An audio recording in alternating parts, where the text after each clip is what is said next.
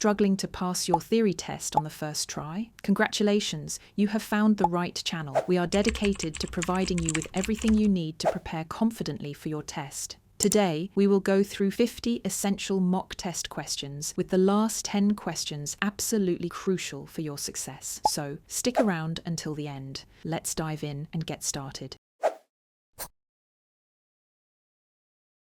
Watch this 20 seconds video clip with focus.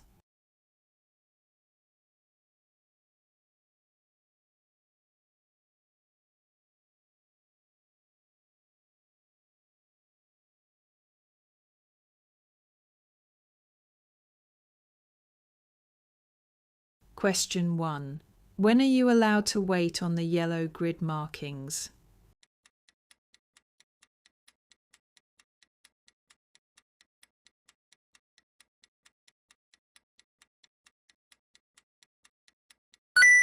Answer is B, when you are turning right.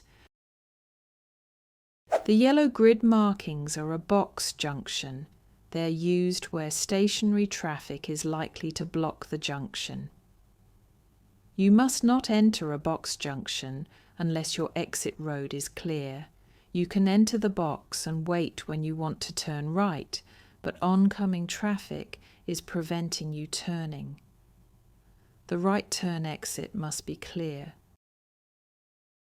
Question 2. Why did the lorry driver start turning so late?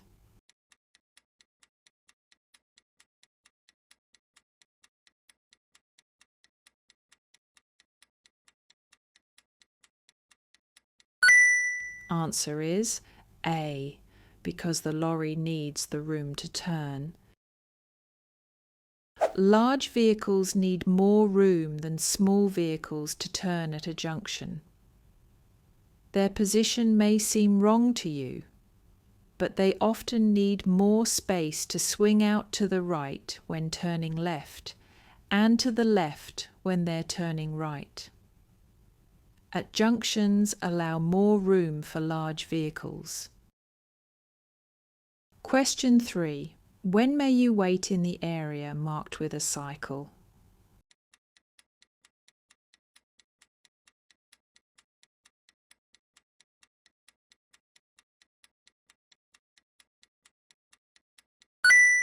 Answer is A, when the traffic lights change to amber after you've passed the first line.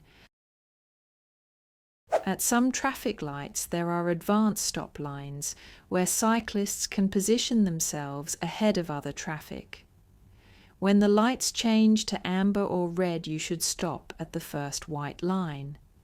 Stay out of the marked area, as this is for cyclists only. However, if you've crossed the first white line when the signal changes to red, you must stop at the second white line, even if you're in the marked area.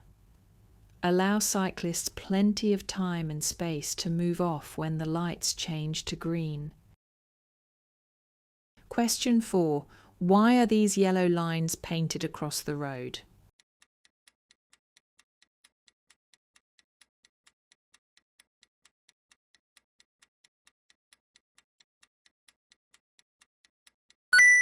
Answer is A, to make you aware of your speed. These lines are often found on the approach to a roundabout or a dangerous junction. They give you extra warning to adjust your speed. Look well ahead and do this in good time. Question 5. What's most likely to distract you while you're driving?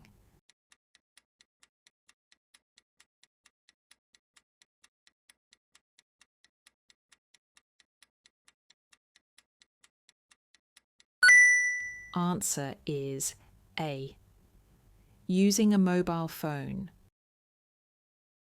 Except for emergencies, it's illegal to use a handheld mobile phone while you're driving. Even using a hands-free kit can severely distract your attention. Hey, if you find this video helpful, please give it a like, subscribe to our channel and hit bell icon so you don't miss any updates. Your support helps us bring you more content to ace your theory test. Now let's get back to the video. Question 6.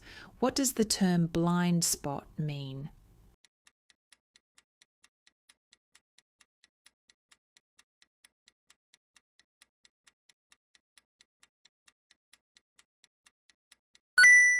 Answer is B, an area not visible to the driver. Modern vehicles provide the driver with a good view of both the road ahead and behind using well-positioned mirrors. However, the mirrors can't see every angle of the scene behind and to the sides of the vehicle. It's essential that you know when and how to check the vehicle's blind spots so that you're aware of any hidden hazards. Question 7. You're in a line of traffic. What action should you take if the driver behind is following very closely?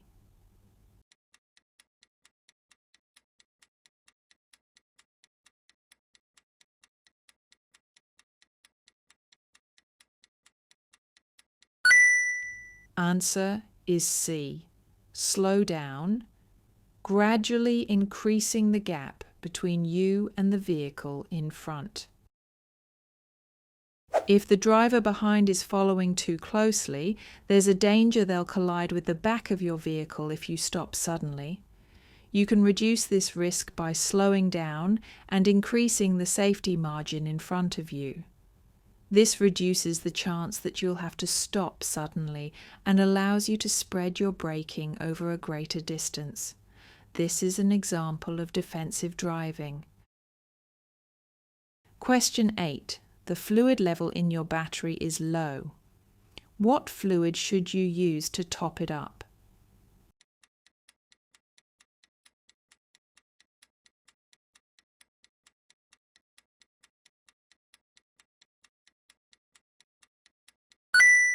Answer is B, distilled water.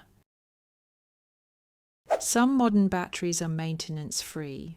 Check your vehicle handbook and, if necessary, make sure that the plates in each battery cell are covered with fluid. Question 9. You have to arrive on time for an appointment. How should you plan for the journey?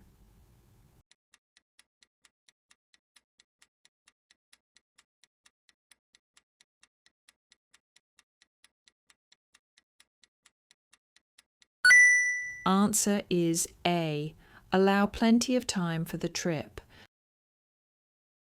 Always allow plenty of time for your journey in case of unforeseen problems. Anything can happen, for example, punctures, breakdowns, road closures, diversions and delays. You'll feel less stressed and less inclined to take risks if you aren't pushed for time. Question 10. What can you expect if you drive using rapid acceleration and heavy braking?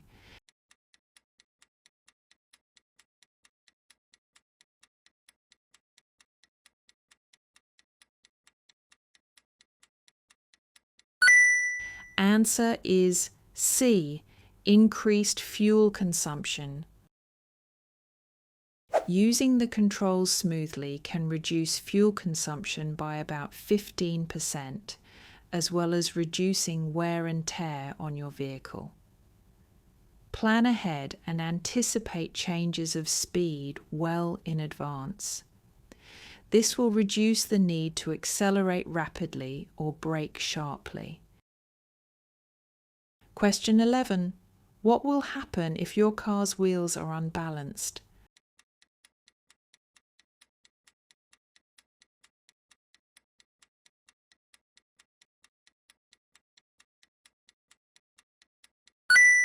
Answer is C. The steering will vibrate. If your wheels are out of balance, it will cause the steering to vibrate at certain speeds. This isn't a fault that will put itself right, so take your vehicle to a garage or tyre fitter to have the wheels rebalanced. Question 12. What's the safest thing to do if you have to leave valuables in your car?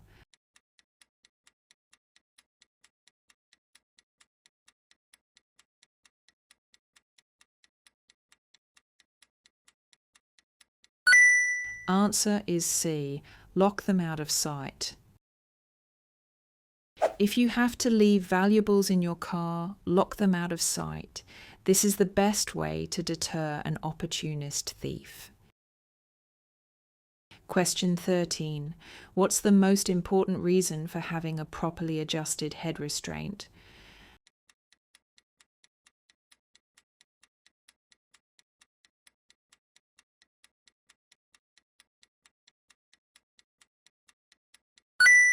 Answer is C. To help you avoid neck injury. In a collision, rapid deceleration will violently throw vehicle occupants forward and then backwards as the vehicle stops. Seat belts and airbags protect occupants against the forward movement. Head restraints should be adjusted so they give maximum protection to the head and neck during the backward movement. Question 14. Why should you keep well to the left as you approach a right-hand bend?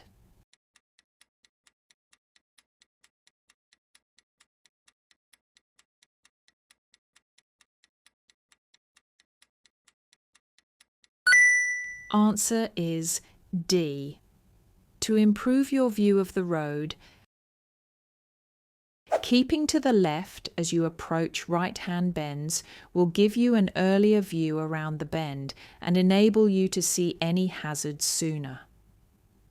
It also reduces the risk of collision with any oncoming vehicle that may have drifted over the centre line while taking the bend. Question 15. You're travelling on the motorway. How can you lower the risk of a collision when the vehicle behind is following too closely?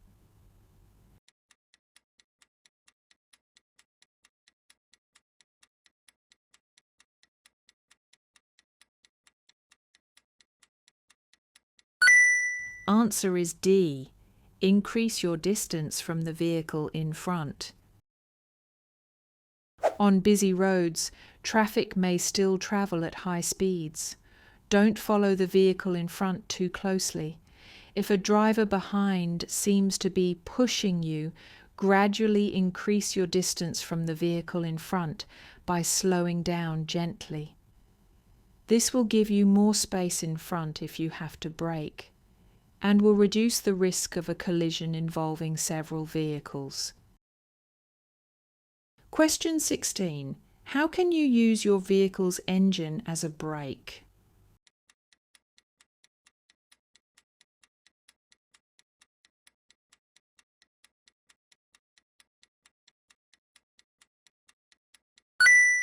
Answer is B. By changing to a lower gear. When driving on downhill stretches of road, selecting a lower gear gives increased engine braking. This will prevent excessive use of the brakes, which become less effective if they overheat. Question 17. What should you do if you think the driver of the vehicle in front has forgotten to cancel their right indicator?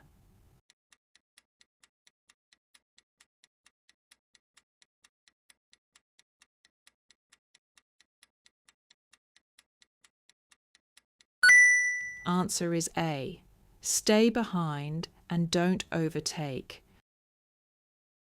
Be cautious and don't attempt to overtake.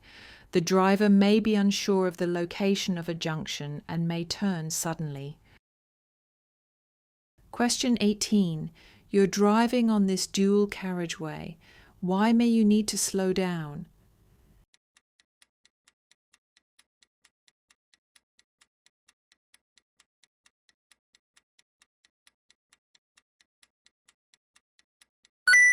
Answer is A.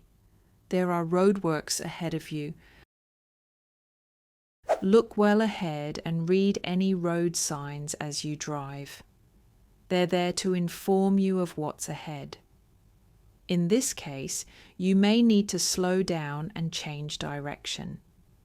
Check your mirrors so you know what's happening around you before you change speed or direction. Question 19. What should you do if it's raining and you're following this lorry on a motorway?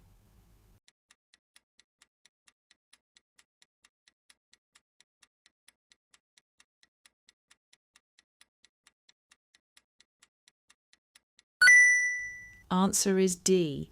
Be aware of spray reducing your vision.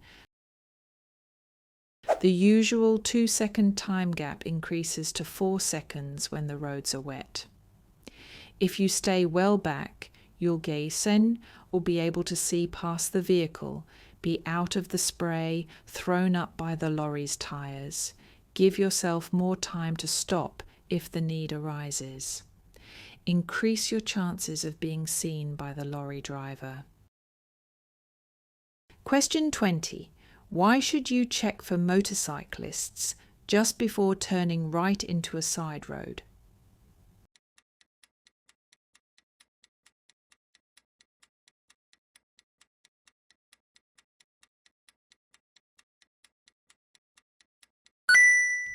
Answer is B. They may be overtaking on your right. Never attempt to change direction to the right without first checking your right-hand mirror and blind spot. A motorcyclist might not have seen your signal and could be hidden by other traffic. This observation should become a matter of routine. Question 21. Powered vehicles used by disabled people are small and can be hard to see. What must they display if they're travelling on a dual carriageway?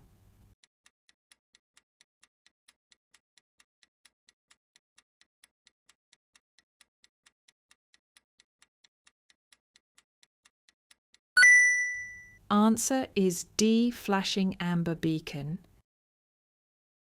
Powered vehicles used by disabled people are small and low, making them hard to see on the road. They also travel very slowly. On an unrestricted dual carriageway, they must display a flashing amber beacon to warn other road users of their presence. Question 22. You're driving in a slow-moving queue of traffic. What should you do just before changing lane?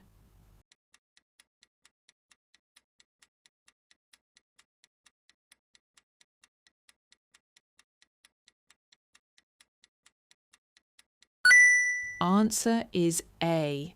Look for motorcyclists filtering through the traffic. In queuing traffic, motorcyclists could be passing you on either side. Use your mirrors and check your blind area before changing lanes or changing direction. Question 23.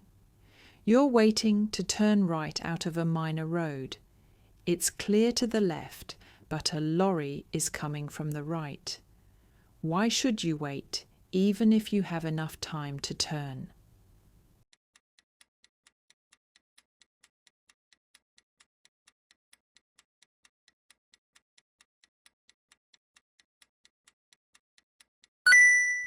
Answer is B.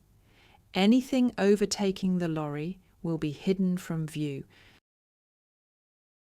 Large vehicles can hide other vehicles that are overtaking, especially motorcycles.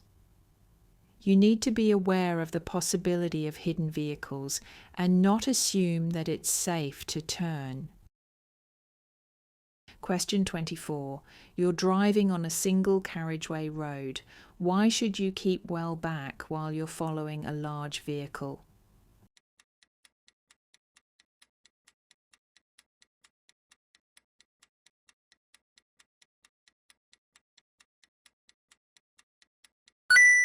Answer is C.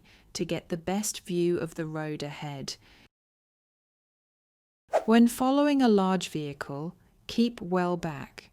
If you're too close, you won't be able to see the road ahead, and the driver of the long vehicle might not be able to see you in their mirrors. Question 25. You're travelling behind a bus.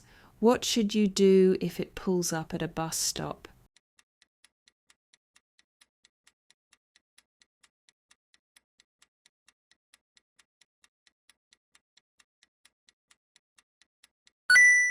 Answer is D. Look for pedestrians. People may be running to catch the bus, or passengers leaving. The bus might wish to cross the road in front of the bus. Look out for them if you intend to go past it. Consider how many people are waiting to get on the bus. Check the queue if you can. The bus might move off straight away if no one is waiting to get on. If a bus is signalling to pull out, give it priority if it's safe to do so. Hey, if you find this video helpful, please give it a like, subscribe to our channel and hit bell icon so you don't miss any updates. Your support helps us bring you more content to ace your theory test. Now let's get back to the video. Question 26. You're leaving a safe gap as you follow a large vehicle. What should you do if a car moves into this gap?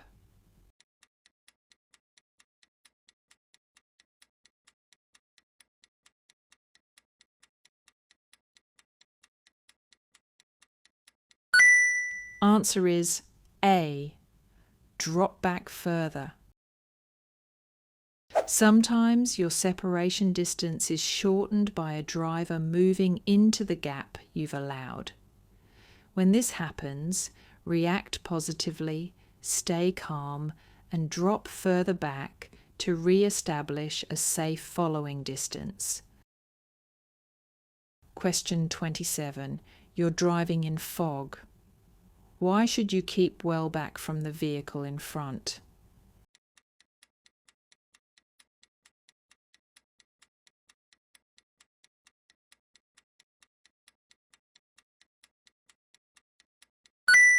Answer is A.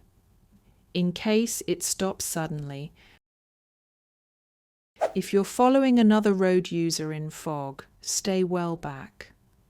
The driver in front won't be able to see hazards until they're close and might need to brake suddenly. Also, the road surface is likely to be wet and could be slippery. Question 28. What should you do when you're approaching roadworks on a motorway?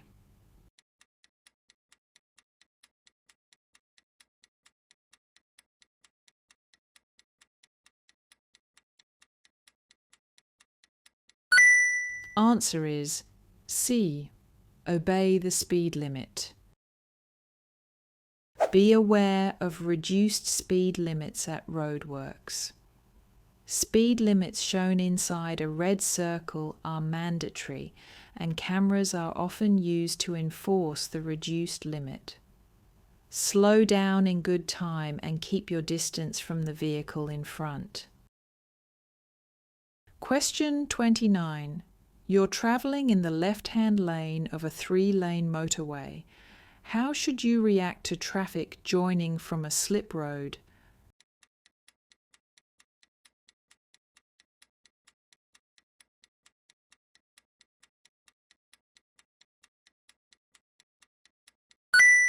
Answer is A. Adjust your speed or change lane if you can do so safely. Plan well ahead when approaching a slip road. If you see traffic joining the motorway, be prepared to adjust your speed or move to another lane if it's safe to do so. This can help the flow of traffic joining the motorway, especially at peak times. Question 30.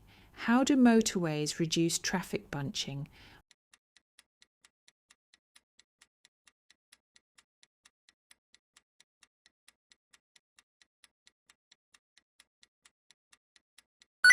Answer is A.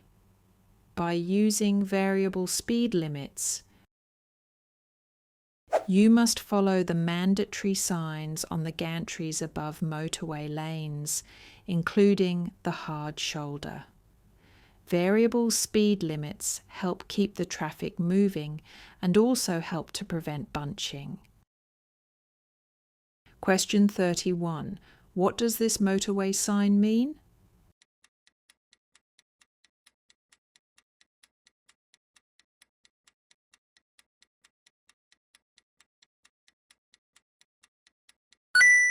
Answer is A. Use all the lanes, including the hard shoulder. You must obey mandatory speed limit signs above motorway lanes, including the hard shoulder. In this case, you can use the hard shoulder as a running lane, but you should look for any vehicles that may have broken down and may be blocking the hard shoulder. Question 32. What's the meaning of this sign?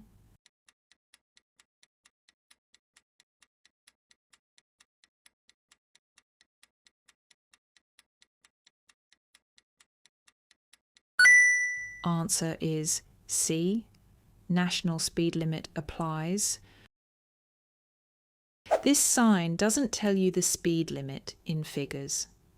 You should know the speed limit for the type of road that you're on and the type of vehicle that you're driving or riding. Study your copy of the highway code. Question 33. When should you use the right-hand lane of a 3-lane dual carriageway?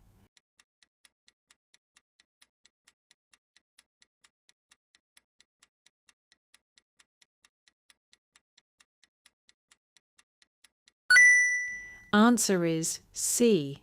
When you're overtaking or turning right.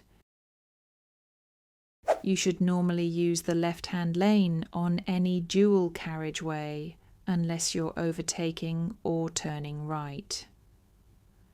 When overtaking on a dual carriageway, look for vehicles ahead that are turning right. They may be slowing or stopped. You need to see them in good time so that you can take appropriate action. Question 34. What signal should you give when you're going straight ahead at a roundabout?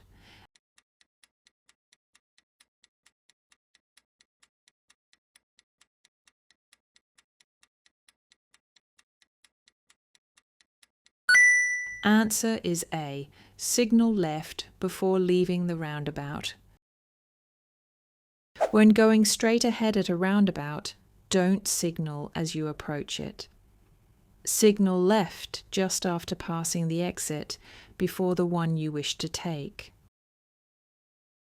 Question 35. What must you do if you come across roadworks that have a temporary speed limit displayed?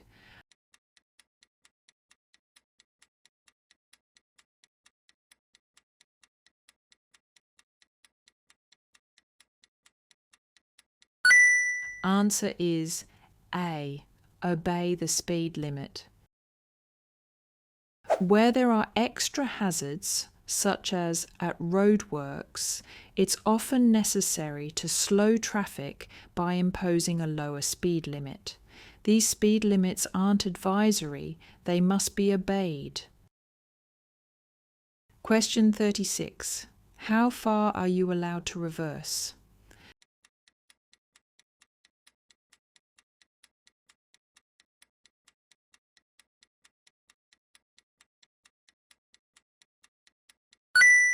Answer is A.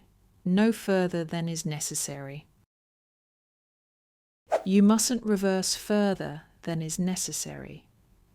You may decide to turn your vehicle around by reversing into an opening or side road. When you reverse, always look all around you and watch for pedestrians. Don't reverse from a side road into a main road. Question 37. Which is the sign for a ring road?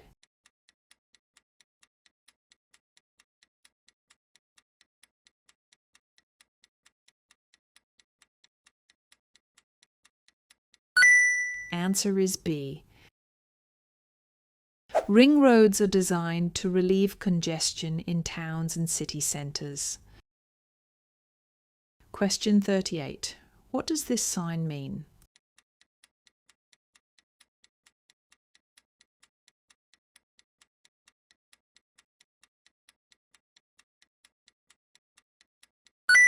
Answer is D. Traffic lights out of order. You might see this sign where traffic lights are out of order.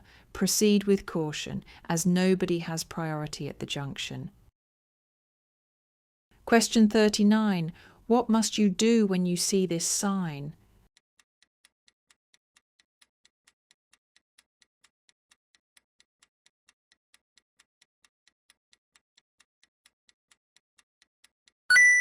Answer is C. Stop even if the road is clear. Stop signs are situated at junctions where visibility is restricted or where there's heavy traffic. They must be obeyed. You must stop. Look carefully before moving off. Question 40. What does this sign mean?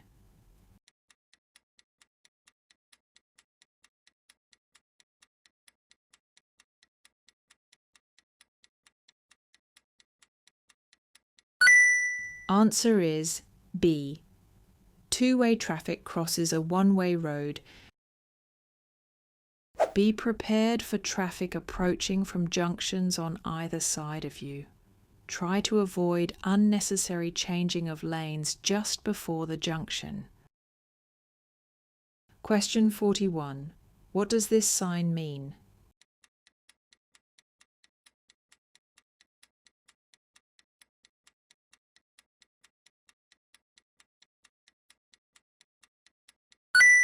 Answer is B. Two-way traffic, straight ahead.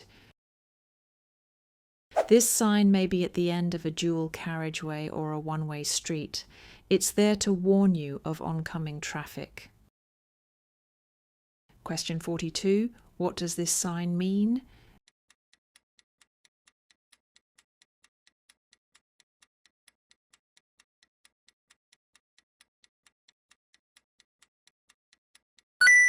Answer is D. Hump bridge. You'll need to slow down. At hump bridges, your view ahead will be restricted and the road will often be narrow. If the bridge is very steep, sound your horn to warn others of your approach. Going over the bridge too fast is highly dangerous to other road users and could even cause your wheels to leave the road with a resulting loss of control. Question 43. Which sign shows that you're entering a one-way system?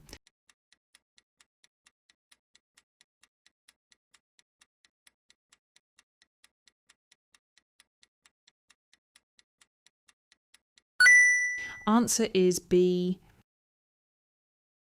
If the road has two lanes, you can use either lane and overtake on either side. Use the lane that's more convenient for your destination unless signs or road markings indicate otherwise. Question 44. What does this sign mean?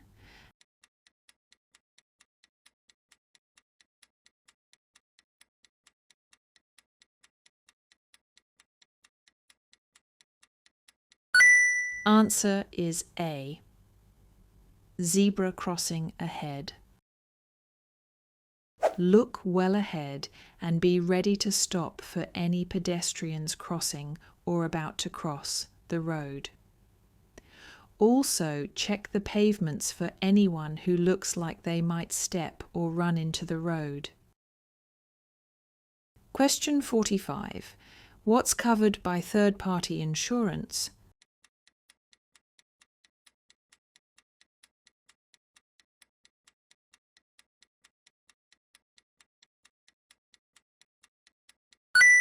Answer is A. Damage to other vehicles. Third-party insurance doesn't cover damage to your own vehicle or injury to yourself. If you have a crash and your vehicle is damaged, You might have to carry out the repairs at your own expense. Hey, if you find this video helpful, please give it a like, subscribe to our channel and hit bell icon so you don't miss any updates. Your support helps us bring you more content to ace your theory test. Now let's get back to the video. Question 46. What circumstances require you to notify the Driver and Vehicle Licensing Agency, DVLA?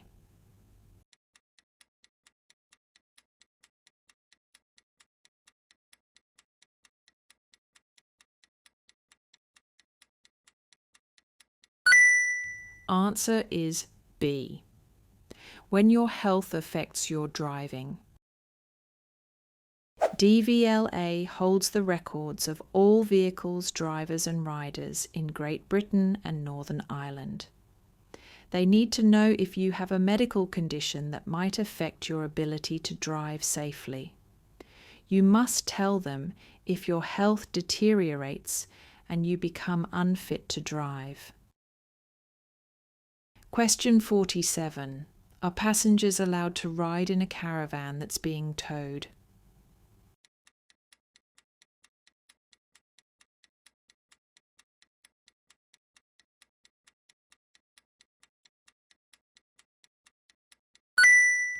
Answer is B. No, not at any time. Riding in a towed caravan is highly dangerous. The safety of the entire unit is dependent on the stability of the trailer. Moving passengers would make the caravan unstable and could cause loss of control. Question 48. What does this sign mean?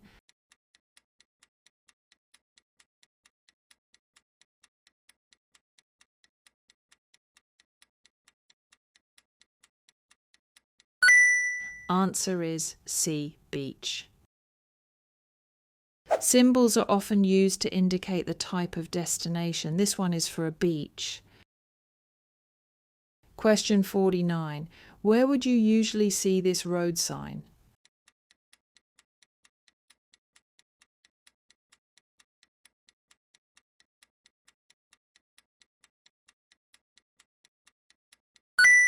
Answer is B.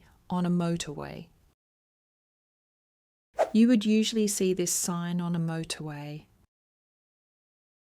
Question 50. You come across the following sign. What does it mean?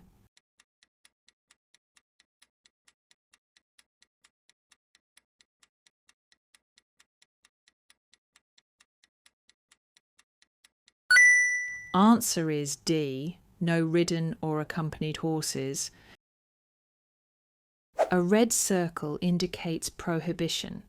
The sign tells you that no ridden or accompanied horses are allowed here. For more practice and updates, click on the video you are watching on the screen. Keep building your confidence and get closer to passing your theory test. Thanks for watching and see you in the next video.